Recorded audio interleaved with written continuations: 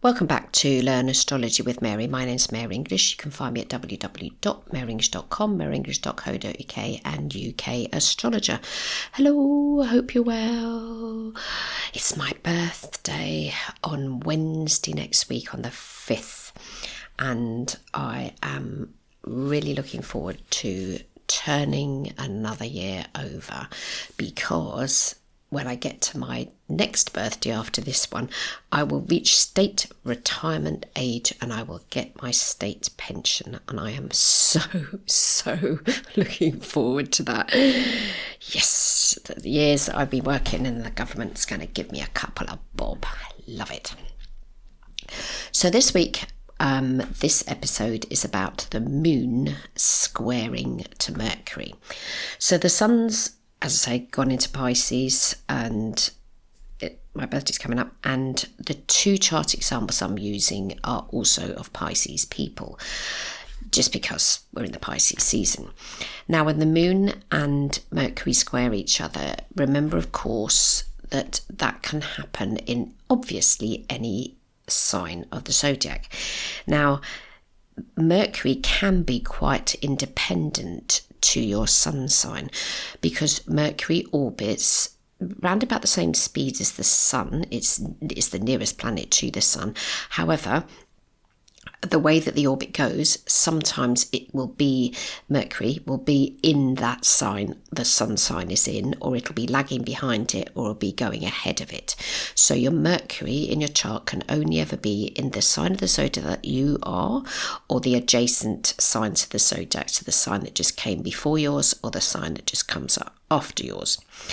And if your Mercury is not in your sign of the zodiac, which is about an equal amount of time that they're in, well, obviously there's two other signs that can be in other than your own sign, so it's going to be spending more time in either of those other signs rather than your own sign, I would have thought. I don't know, I haven't double triple checked it, but there's a lot of people that are born with that, so you're going to come across a lot of them in private practice.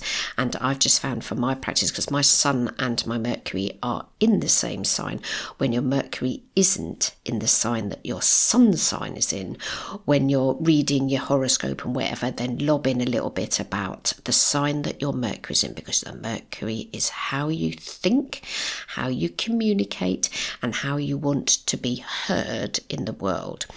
And if that's in conflict, which it can be if your Mercury's in the next sign of the zodiac or the preceding sign, is that no matter how you communicate, you're going to constantly and quite a lot of the time feel misunderstood and misheard. Now, sometimes people in families, the reason this podcast is happening is because I was working with a client and everyone in the family had Mercury in a different sign to their sun sign, and there were so many upsetments and misunderstandings within this family, and an urge within the particular person that I was working with for others to understand themselves, the client, and it was a nightmare for everybody. Yeah, so just to keep that in mind, if your Mercury's not in the sign that your sun sign's in, do read up and understand a lot about your Mercury, because it will be how you communicate, and it will be how other people hear you. And then you might sort of think, well, that's not what I said and that's not what I meant, but it might be what comes out of your mouth, because that will be the sign that your Mercury is in. Now, if your Mercury if your moon also squares to your Mercury, because the moon is how we feel and Mercury is how we communicate, it can be a right old hodgepodge. So let's get some referencing from 3 authors today on their views of that particular aspect. Now, the lovely Ray Orion, in her fabulous book Astrology for Dummies, there's 2 editions out. You're probably better off getting the latest one because it has got more info. She says on page 127 of the first edition, the moon represents your emotions, instincts, habits, and subconscious. Do you have a strong need to communicate your emotions?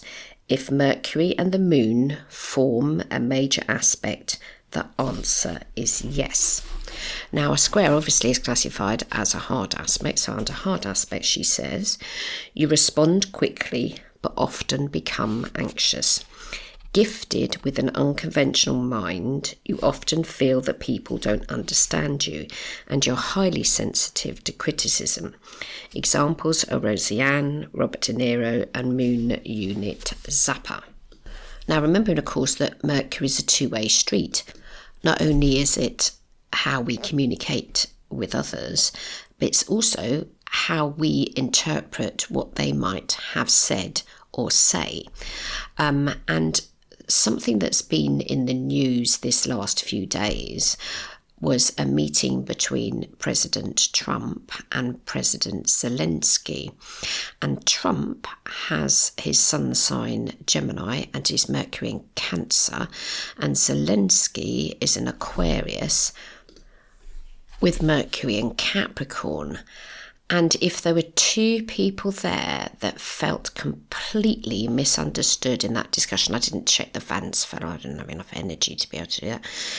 But if there was that was a classic example of not only saying something and then expecting to be understood between two people who find it more difficult to actually say what they mean. And I personally thought if that wasn't a classic example of two people talking and nothing getting resolved, because their Mercury is in opposite signs, because Trump's Mercury is in Cancer and Zelensky's Mercury is in Capricorn. So we've got opposite signs, but they themselves are different signs of the zodiac to their Mercuries. And I say that was an absolute classic example of total misunderstanding.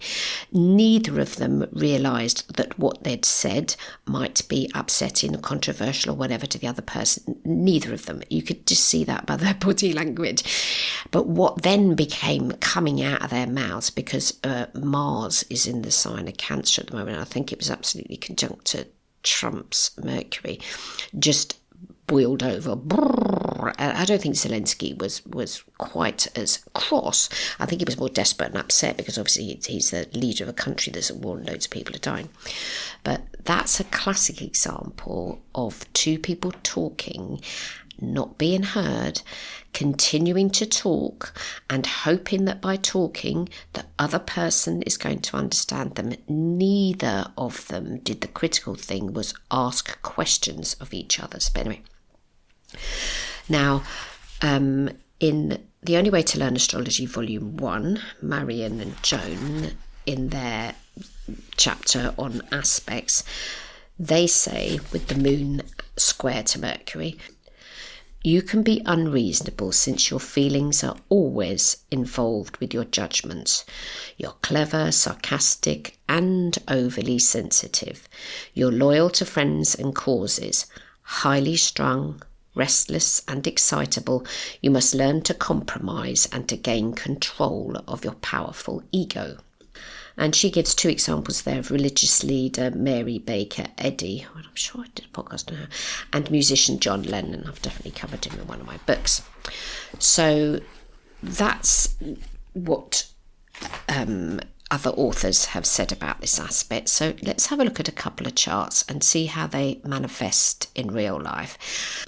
Now, remembering, of course, that when we're picking a chart apart to consider one particular aspect, remember that one aspect isn't the whole chart unless they've got everything forming that aspect. So if somebody's chart is nothing but squares, because we're talking about moon square Mercury today, if their whole chart was moon square Mercury and everything else in the chart was square to each other, then yes, we could say this person's got a lot of internal challenges. Highly unlikely. I did work with a client the other day, and I might be doing her chart soon, and her whole chart, nearly all of her chart is a trine, which I thought, gosh, that's wonderful. That's like being the Buddha. So let's go through the two charts we've got. Now, person number one is called Hilary Hindi. She's born the 2nd of March 1990, and Astro Data Bank, because this is where I got the charts from, says she is an American internet personality, a creator, editor and star on the YouTube series The Hillywood Show with her sister Hannah. She's got a pretty active Instagram account, and obviously a an active YouTube account because that's where she broadcasts her Hollywood show. I haven't looked at her sister's chart. I couldn't find the data for it, but I wasn't trying that hard. So we've got 2nd of March 1990, and she's born at 10:01 a.m. in Las Vegas. The data on Astro Data Bank is A-rated, and the information's got by a guy called Cy Schofield, who was following her Twitter account. On her Twitter account, she put the time of birth that she got because she checked her mother's birth certificate. So I don't know what the discussion was that led up to her declaring her time of birth, but somebody was alerting away.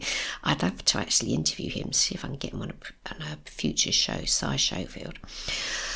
He works, volunteers, and collects data. So Hillary, Hindi, concentrate, Mary.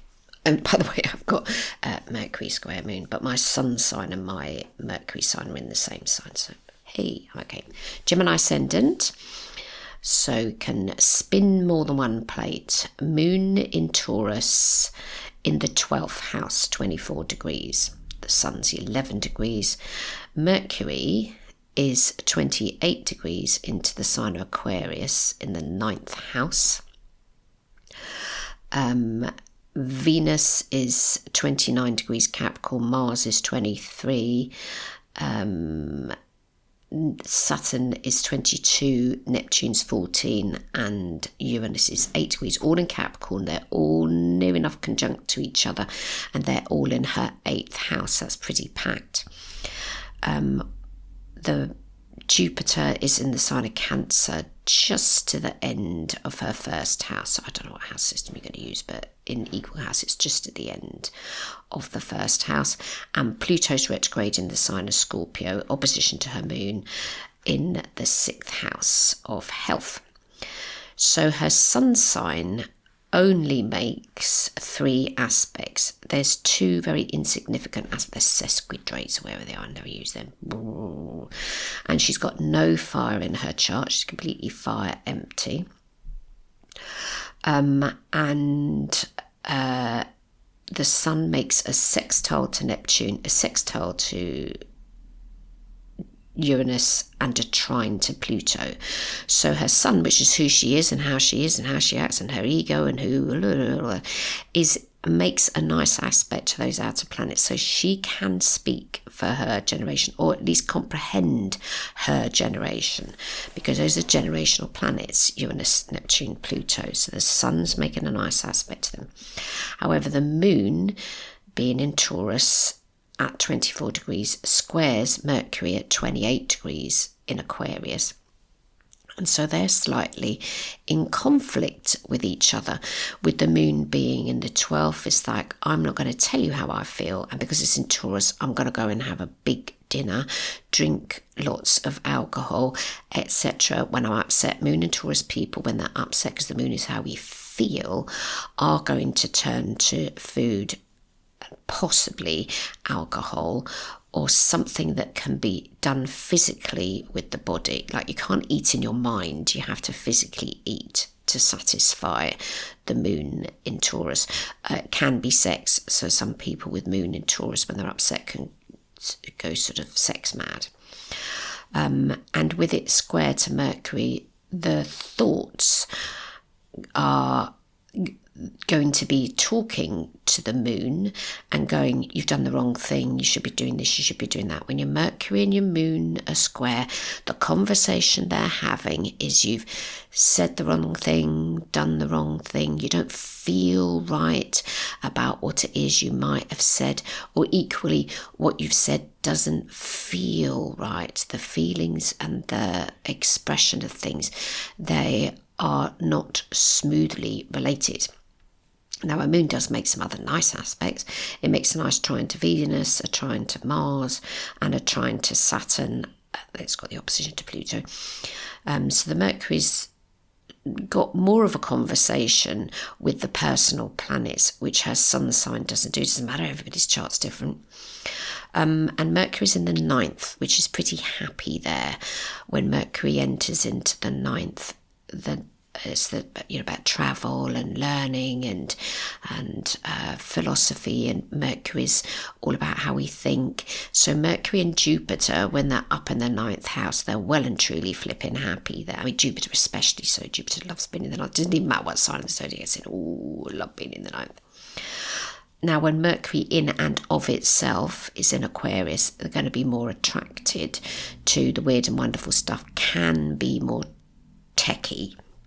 I have got a friend, and her husband is a sun sign Pisces, and their Mercury is in Aquarius, and they work doing programming for racing cars. So the electricals that are in the car is what they do for a living. And with it being a fixed sign, when Mercury's in a fixed sign, which is in this case, they're going to always communicate in the same way. So don't expect somebody with a fixed sign Mercury to communicate any differently from the way they do, because it'll be near enough impossible for them to change that. Don't forget, the fixed signs can't change until one day they have to change. Yeah, so the thing about fixed signs, they do not like change, and they will only change when a crisis happens or right at the last minute.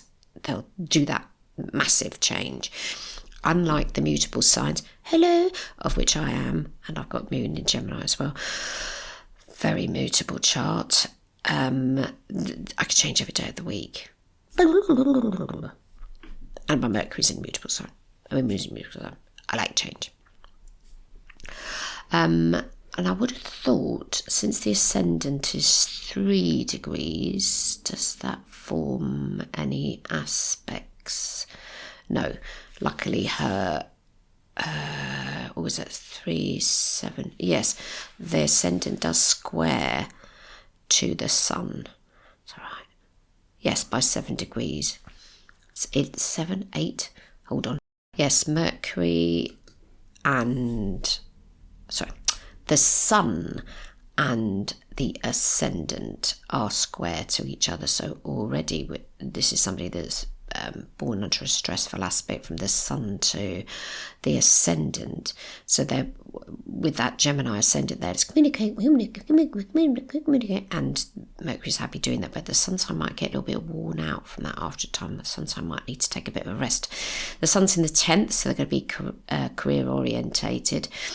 These are people that are born in the 1990s, so their careers are in the early stages, so to speak. So whether or not they continue to do what they're doing, I don't know. We'll see, because they're still doing what they're doing. They haven't reached my age, coming up for retirement.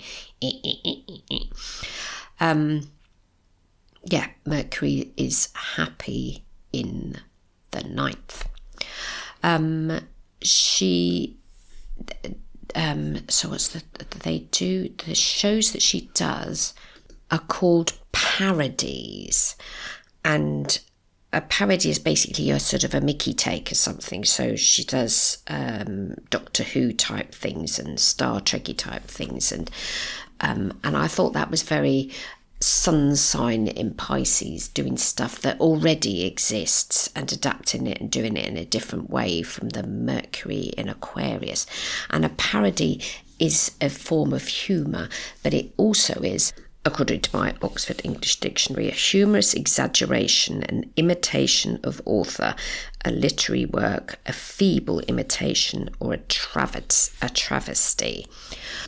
And that's a very Pisces thing to do, imitation, and also to do something that already exists, because Pisces is a sign that lives in the past, so a mutable sign. The mutable signs live in the past, the fixed sign live in the present, and the cardinal signs live in the future. So she's readapting somebody else's work and making it into something different. So I thought that was quite fitting for the combo of the chart that she has. Now, our next example has exactly the same aspect, but their Mercury is in Aries. So whilst in Hillary's case, her Mercury is in the sign before her sun sign, because Pisces is the last sign of the zodiac and Aquarius is the penultimate. In Sami's case, his Mercury is in the sign that goes after his sun sign. So his sun Pisces, and then his Mercury is in Aries. Now, he equally has a bit of a square between his ascendant and his Mercury, and his Mercury is also in the 9th, but his sun sign's there, and we'll talk a little bit about why that is in a second, or why that is, but what's happened because of it. Because his ascendant is 10 degrees, his Mercury is 0 degrees, so it's out of orb, but they will be in a slight conflict to each other because they're both in cardinal signs. It's not an exact aspect because it'd have to be within an orb of 8 to 9 degrees, which clearly isn't, because the ascendant is 10 and Mercury is 0, so it's out of orb. And they've got, that is the only bit of fire they've got in the chart, which is the Mercury. Everything else is earth, air and water. He has a Cancer ascendant. He's got Sun in Pisces in the 9th. He's got Mercury in Aries. He's got Venus in the 8th, Mars in the 7th in Aquarius. He's got Saturn, Neptune, Uranus and the Moon in that little sort of cluster that Hilary has, but because he's born a little later of the same year of 1990, his Mars is in a different sign, but his Saturn, Neptune, Uranus are all in the same sign, Capricorn, which she has, except his are spread between his 6th and his 7th house, and he's got Moon conjunct Uranus, and the Moon is also conjunct to Neptune, so his square between his Moon and his Mercury also takes into account his Uranus and his Neptune, which is a little bit more tricky. And unlike in Hilary's chart, where she's got some trines and a few sextiles, he unfortunately doesn't. He's only got conjunctions, squares and oppositions, and I just thought, oh, that's very challenging to not have a single friendly aspect in the chart at all. The only ones are Moon sextile to MC and Uranus sextile to MC, but that's not even taken into account. The MC's not another planet, so between the planets in his chart, none of them are having a particularly nice conversation. I wonder if he realises that my planets don't talk to each other, but they're all yelling at each other and getting misunderstood. Now, in his blurb on Astro Databank, it says that he is a German presenter, lifestyle blogger and producer of web videos, also known as Hair Tutorial. He's got a Wikipedia page in Germany, which Hilary doesn't, for whatever reason. And there's a big chunk of it is about criticism, that he's done this, he's done that. I won't read it out, you'll have to read it for yourself, because I've got to be careful of saying anything that might be libelous. There was a fundraising campaign, and he's accused of he was supposed to plant 1 million trees, and they raised a load of money, and it turned out to be a fraud. So they were going to plant 1 million trees in Germany, but it didn't happen. So there was a fundraising campaign and it didn't happen. I just thought, oh, why would that be? Because everything in the chart is to itself in a challenging way. And then the Moon, Uranus and Neptune conjunct the Moon can mean that they can be influenced by their feelings and influenced by other people's feelings and influenced by other people's generational feelings. Quite complex that. I thought, oh, actually, his chart's a lot more challenged than in Hilary's case. And his life is, being broadcast. He's still got his, the YouTube channel that he's got is aimed at 13 to 7-year-olds, and he talks about products and fashion and those sorts of things. So he's aiming it at younger teens, and he started it while he was at college. And obviously he's continued doing it. What's he got that's fixed? Fixed, yeah, so his Venus and Mars is fixed and Pluto's fixed, so it doesn't particularly want to change that. Nobody wants to change when it's fixed. Now, so his Moon is Capricorn, Mercury's Aries, the Moon is 8 degrees and Mercury is 0 degrees, but still forming an aspect, still within the orb.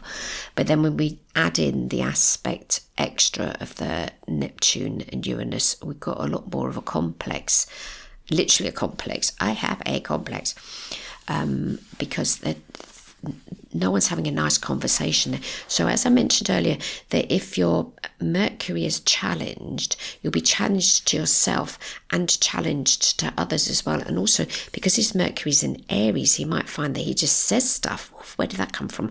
People with their Mercury in an air sign, in a fire sign, which is what he's got, and the sun sign in water, there can be these big sort of conflicts, like, where did that come from? Because Mercury's moving much, much faster because it's been in a fire sign. So the thoughts can be, me. I mean, he's in a happy home, being in the 9th, and the sun's there. He's now living in Dubai. So he grew up in Germany and he's now living in Dubai. So he's done the travel thing.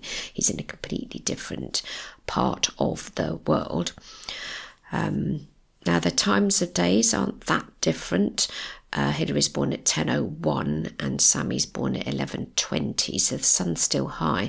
But in equal house, hers is in the 10th, career. His is in the 9th, travel. So it'd be interesting to see how their careers pan out and what happens in their lives going forwards. But I would say, if you're asking me, I'd say his chart is far more challenging. And if you have a challenging chart, you can either... the only aspect he's got that's friendly is between Neptune and Pluto, so I missed that. Neptune is in Capricorn, Pluto's in Scorpio. That's a generational thing. But all of the other planets are squares, conjunctions, oppositions. Eek.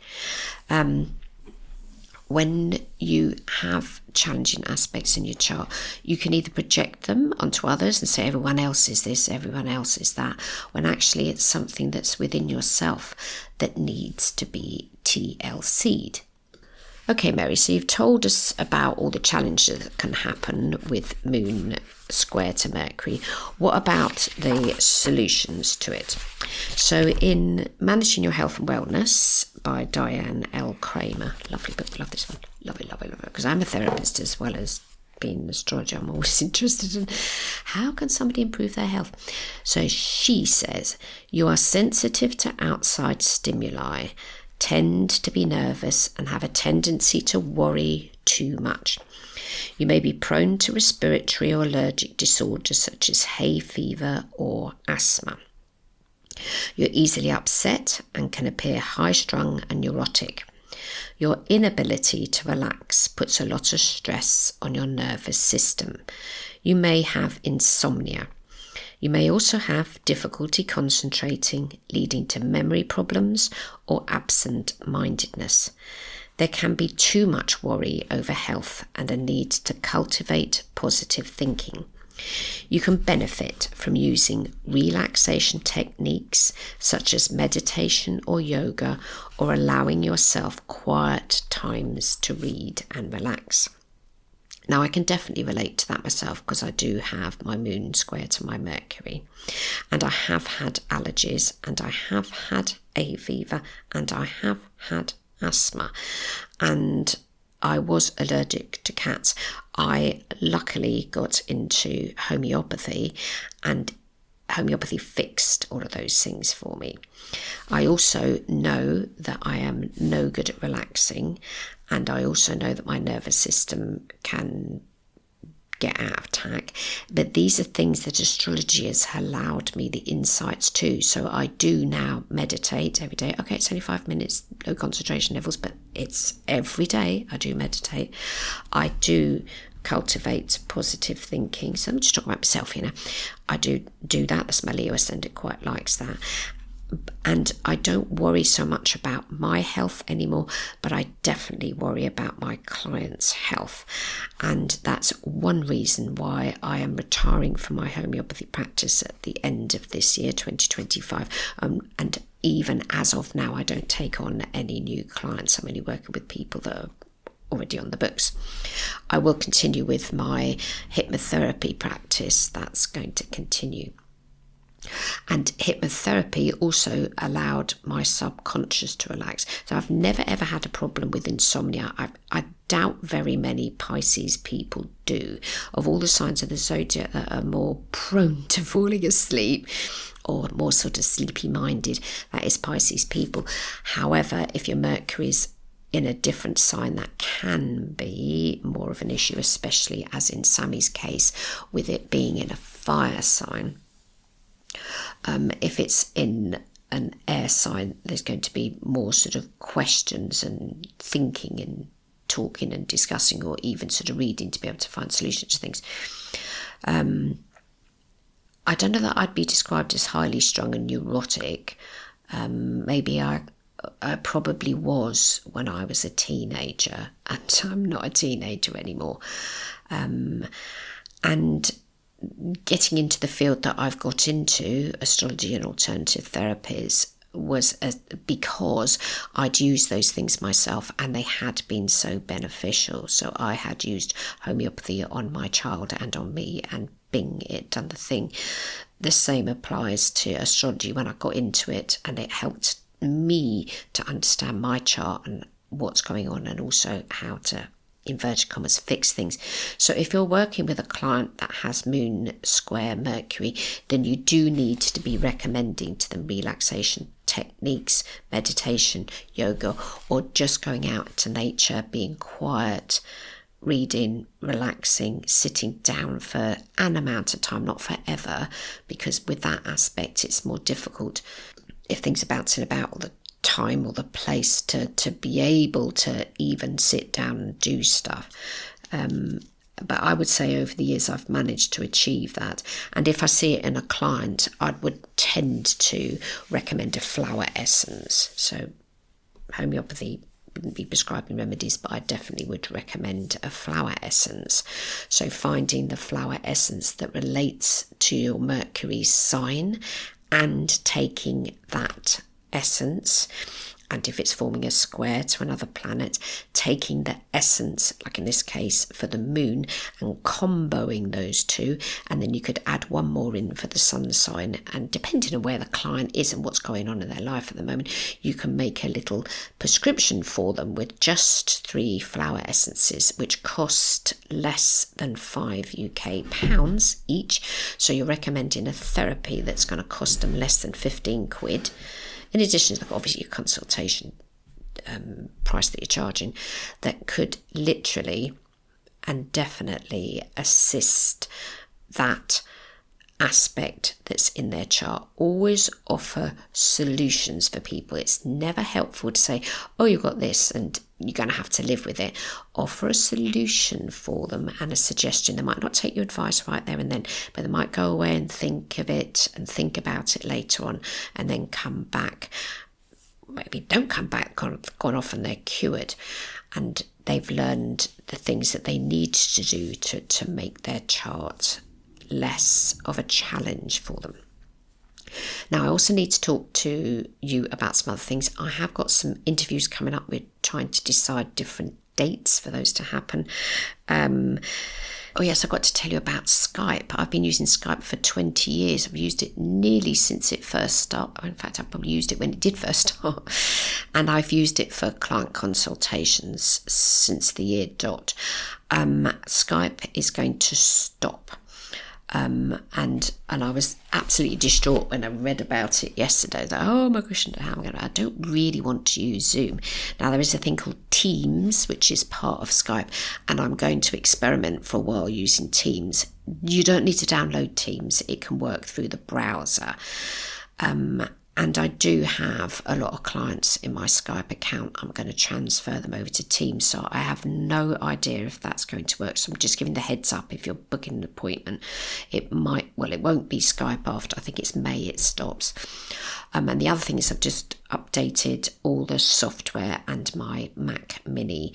So when I did this episode earlier on today, I accidentally clicked the wrong thing and doof, I lost the whole episode. So this is version 2. So Skype's going to disappear. I'm probably going to go to Teams. Do let me know if there's anything in your chart you want me to discuss. We have got a couple of episodes that are going to come up, and they're people that I'm interviewing. And I also want to do a podcast on Si Schofield, who is the guy that does all the data, has done a lot of data for Astro Data Bank. He's a data collector. I think data collectors are very interesting, and when you look at his chart, you're like, haha, that's why he's a data collector. So I hope you have a fab week, and I'll be back next week. Bye bye now.